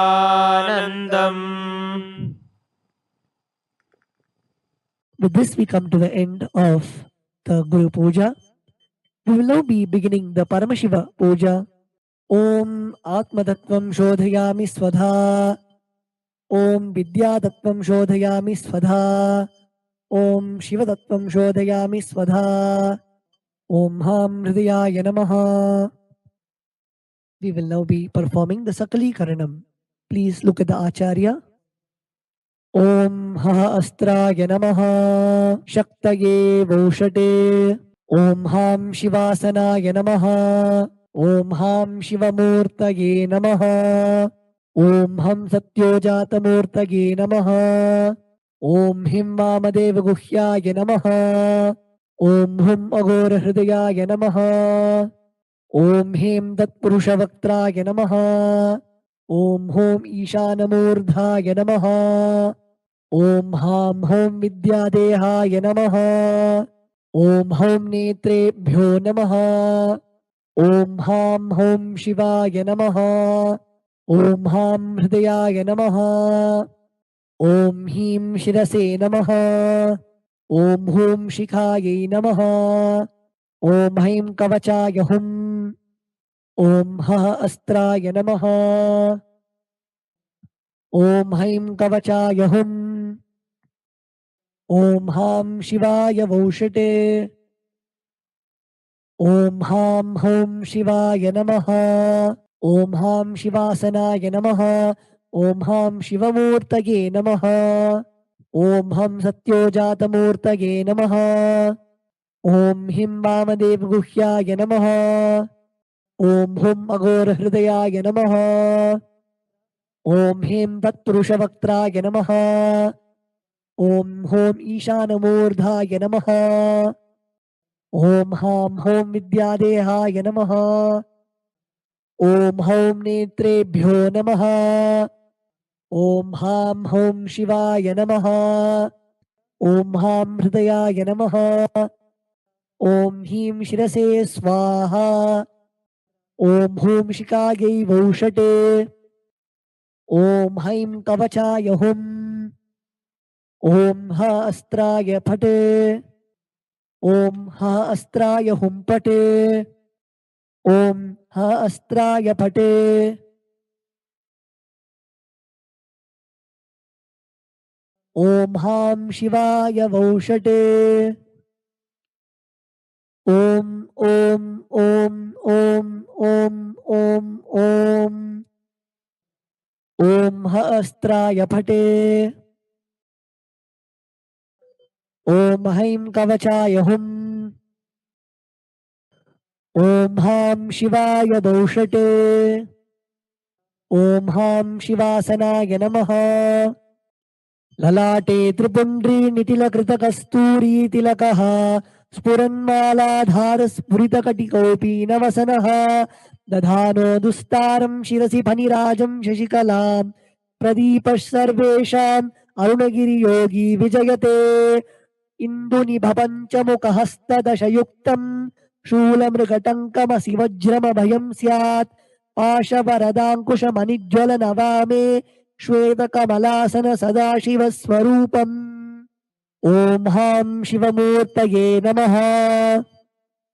Om Ham Hum Shivaya Namaha. Shri Nithyanandeshwari Parashakti Sameta Shri Nithyanandeshwara Paramashivaya Namaha.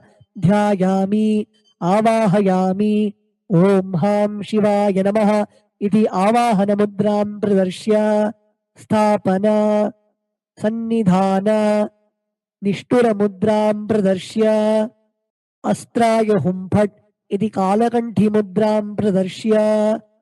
Om Ham Shivaya Namaha. Iti Linga Mudram. Namaskara Mudram. Om Haim Kavachaya Hum. इति अवकुण्ठनमुद्रां च प्रदर्श्य ॐ हां हौं शिवाय नमः श्री नित्यानन्देश्वरी पराशक्ति समेत श्री नित्यानन्देश्वर परमशिवाय नमः आसनं समर्पयामि.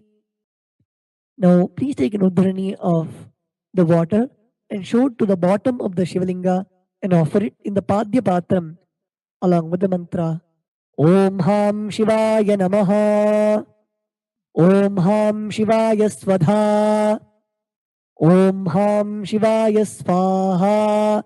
Shri Nithyanandeshwari Parashakti Sameta Shri Nithyanandeshwara Paramashivaya Namaha Padyachamaryam Dattva Om Ham Hom Shivaya Namaha Shri Nithyanandeshwari Parashakti Sameta Shri Nithyanandeshwara Paramashivaya Namaha Snanam Samarpayami.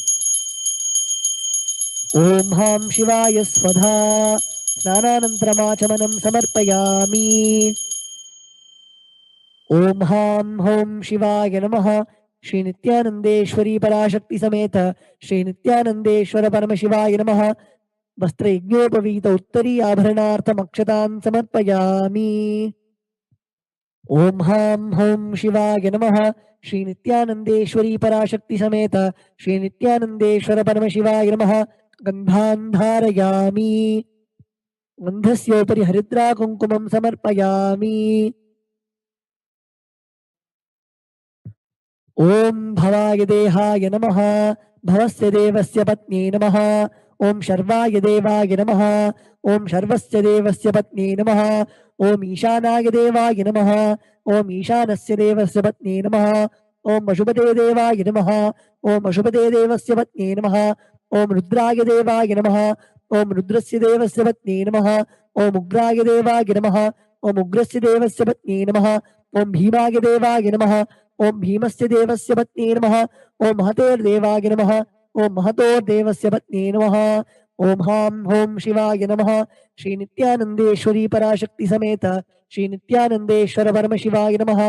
अष्टपुष्पपूजां समर्पयामि.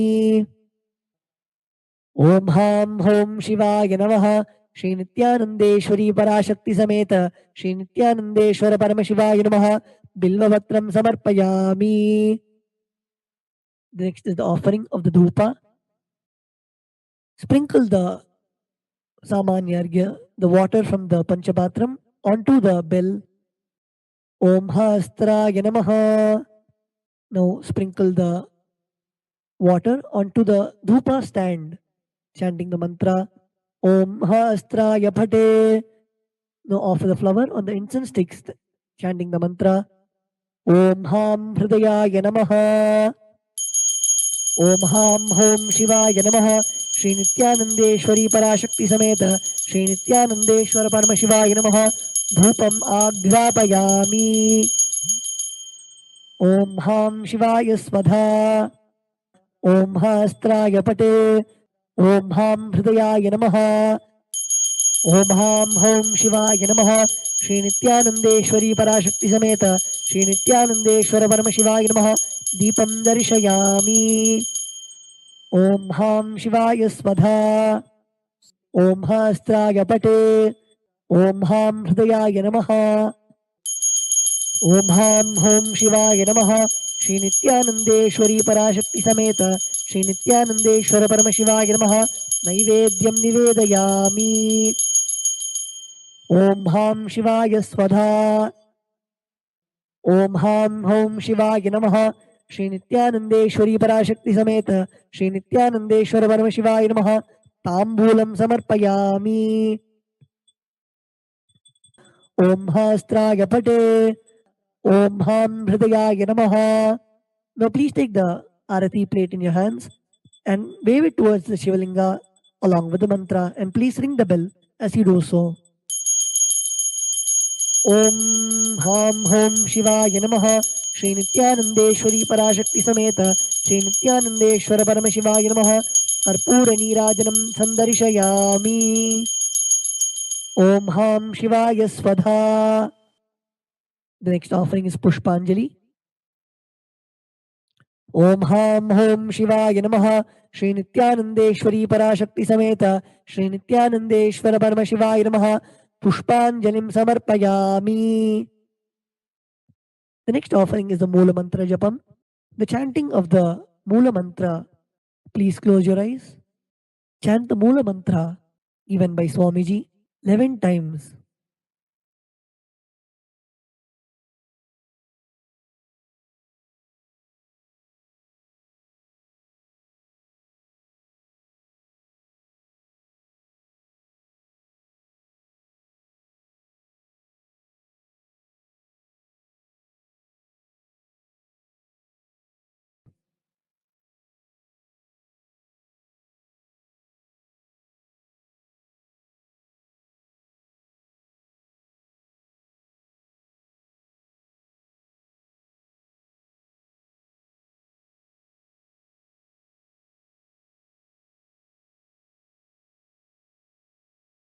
Now we'll be offering the japa that we have chanted. Please take a flower, the durva grass and the akshata in your right hand. Om Ham Hridayaya Namaha. Om Hem Kavachaya Hum. Om Hastraya Pate. Yat Kinchit Karma Devesha Sada Sukrudushkurdam Tanme Shivabadasthasya Bhungshakshape Shankara Shivo Data Shivo Bhokta Shivas Sarvam Midam Jagat Shivo Yadati Sarvatra Yashivas Sohamevatu.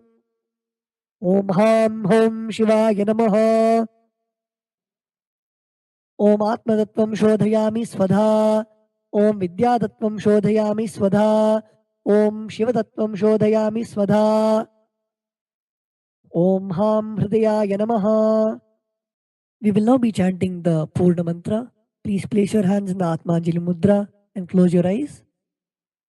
Om Purnamadah Purnamidam Purnat Purnamudachyate Purnasya Purnamataya Purnameva Vashishyate.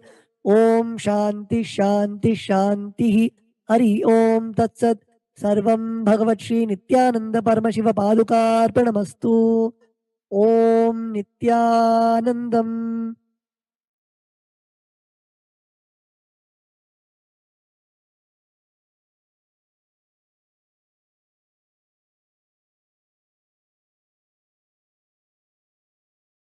Nithyanandam, welcome to the Prathama Vinyasa Krama.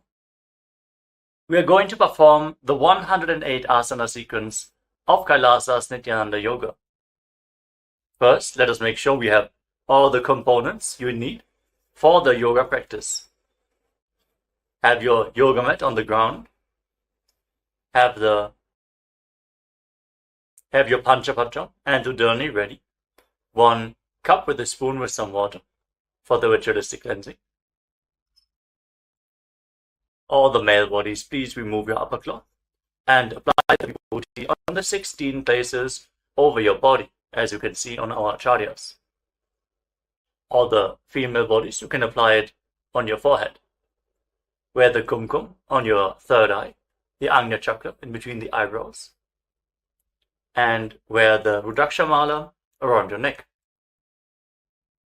You can keep some weights at the side of the mat if you want to intensify the asana practice. And make sure you have 1 energized Shri Yantra on your yoga mat. Gaze at the yantra whenever possible.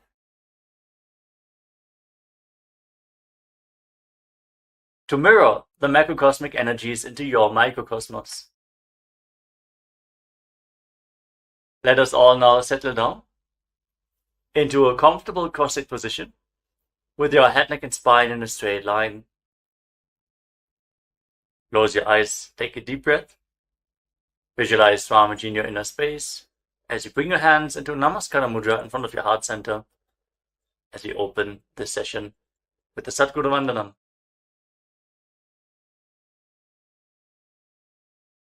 नित्यानन्दं परमसुखदं केवलं ज्ञानमूर्तिं द्वन्द्वातीतं गगनसदृशं तत्त्वमस्यादिलक्ष्यम् एकं नित्यं विमलमचलं सर्वधी साक्षिभूतं भावातीतं त्रिगुणरहितं Sadgurum tam namami. Next, we are going to chant the Shiva Mula mantra. Om Ham Hum Shivaya Namaha 11 times, invoking Paramashiva's presence for this ritual of Nithyananda Yoga. Please follow along internally. Om Ham Hum Shivaya Namaha. Om Ham Hum Shivaya Namaha. Om Ham Hum Shivaya Namaha. Om Ham Hum Shivaya Namaha. Om Ham Hum Shivaya Namaha. Om Ham Hum Shivaya Namaha. Om Ham Hum Shivaya Namaha. Om Ham Hum Shivaya Namaha. Om Ham Hum Shivaya Namaha. Om Ham Hum Shivaya Namaha. Om Ham Hum Shivaya Namaha. Let us now enter into the Tattvachana, the ritualistic cleansing. Take your Panchapatam and Udani. Keep your right hand in the Gokarna Mudra in the shape of a cow's ear. Take one Udani, 1 spoon of water, and pour it into your right palm. Each time the word Swadha is chanted, sip the water from the bottom of your palm and take another Udani of water into your hand, for a total of 3 times. Om Atmatattvam Shodhayami Swadha.